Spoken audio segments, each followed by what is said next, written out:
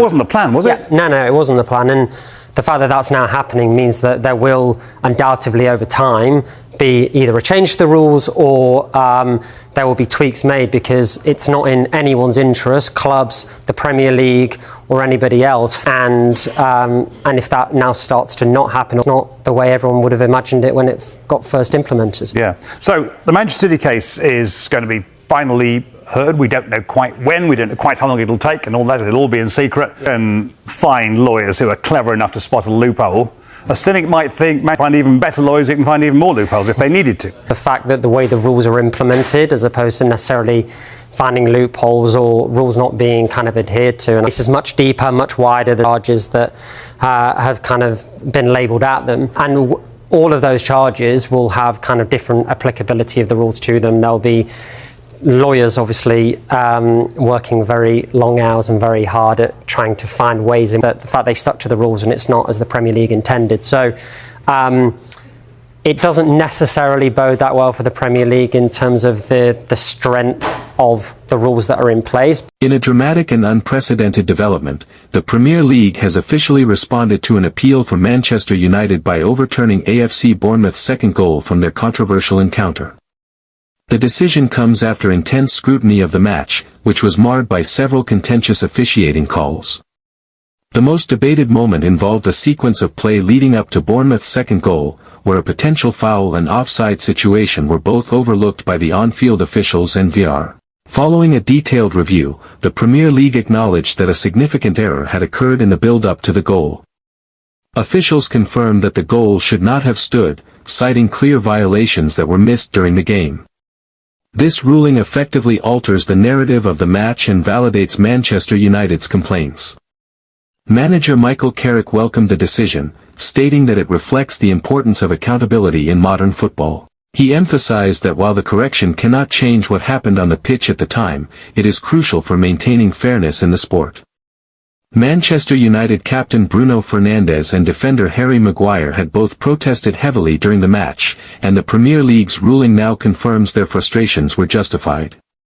The players' reactions have since been echoed by fans across the globe.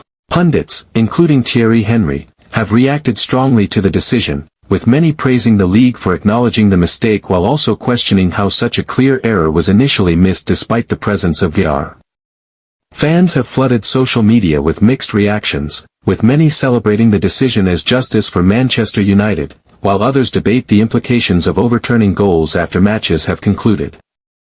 The move has sparked wider discussions about how football authorities should handle major officiating errors. The Premier League has clarified that while the goal has been officially overturned, such actions remain rare and are only applied in exceptional circumstances. The league reiterated its commitment to improving officiating standards and ensuring greater consistency in the use of VAR. This landmark decision places increased pressure on referees and VAR officials to deliver accurate decisions in real time.